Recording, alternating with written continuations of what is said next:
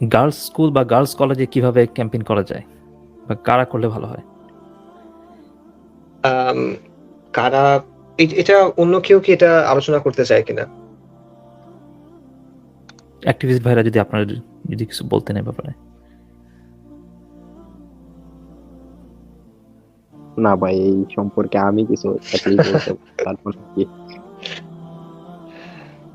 আচ্ছা, গার্লস স্কুলের সাধারণত আবারও মূল মেকানিজমটা আসলে সেম। সো লেটস সে আমি যদি আমার আগের স্কুলে মানে যেটা হয় যে স্কুলে যখন ক্যাম্পেইন হয় কি হয় সাধারণত ওই স্কুলের কোনো আগের স্টুডেন্ট, মানে যে আগে ওই স্কুল থেকে পড়ছে, এখন সে স্কুল থেকে পড়ে বের হয়ে গেছে, কলেজে পড়ে বা ইউনিভার্সিটি ফার্স্ট ইয়ারে পড়ে, সে আসে, রাইট? তারপর সে এসে স্কুলে বলে যে স্যার আমি এখানে কাজ করি, এরকমই মনে হয় মেকানিজমটা। বা এলাকার কোনো স্কুলে সেখানে অনুমতি নিয়ে কাজ করে। সো গার্লস স্কুলের ক্ষেত্রে বোনরা এই জিনিসটা করতে পারেন যে ওই স্কুলের অবভিয়াসলি নিয়মতান্ত্রিক ভাবে, সো স্কুলের যে অথরিটি আছে, কোনো যেটা ওই যে এরা বলতেছিল, কোনো যদি শিক্ষক বা শিক্ষিকা মানে যিনি হয়তো বা কথা শুনবেন, যার সাথে সম্পর্ক ভালো, তাদের কাছে অ্যাপ্রোচ করা যে আমরা এরকম কিছু একটা করতে যাচ্ছি, বোনদের সাথে এটা নিয়ে আলোচনা করতে যাচ্ছি, ছোট বোনদের সাথে। তারপর তো এটা সেম, গার্লস স্কুলের ভেতরে তো আর কোনো প্রবলেম নাই, পর্দার ইস্যু থাকতেছে না বা অন্য বিষয়গুলো থাকতেছে না।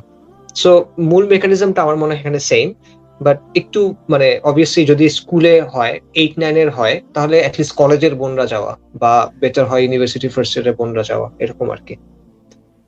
এবং এখানেও আমরা এটাও চাইতেছি না যে মানে আমি আমি এটা বলবো না যে ঢাকা থেকে বোনরা লেটস সে একজন গাজীপুর গিয়ে একটা স্কুলে গিয়েই করতেছেন, রাইট? এটা না, যদি আশেপাশের মধ্যে সহজে করতে পারেন সেক্ষেত্রে আর কি।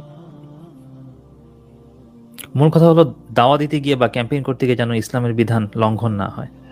রাইট, রাইট, মানে এটা এটা একটা গুরুত্বপূর্ণ বিষয় আর কি, যে বোনদের জন্য যেহেতু মানে আল্লাহ সুবহানাহু ওয়া তাআলা ইসলামী শরিয়াতে যেহেতু ছেলে এবং মেয়েদের জন্য আলাদা আলাদা ভূমিকা ঠিক করছেন, এবং দুজনের জন্য আলাদা সেটস অফ রুলস আছে, এবং অনেক ক্ষেত্রে অনেক কিছু হয়তো বা টেকনিক্যালি জায়েজ হতে পারে ফিকহি ভাবে, কিন্তু আমরা তো সবসময় শুধুমাত্র জায়েজের বিষয়টা দেখি না, কারণ আমরা তো এখানে মানে উকিল না।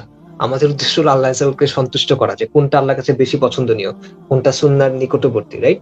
তো এইভাবে জিনিসপত্রগুলো চিন্তা করা। এখন আমি যদি একটা কাজ মনে করছি ভালো কাজ, কিন্তু ওইটা করতে গিয়ে আমার এমন একটা কাজ করতে হচ্ছে যেটা অপছন্দনীয়, তাহলে এটা না করা। এই বেসিক আন্ডারস্ট্যান্ডিং গুলো আর কি ইউজ করা।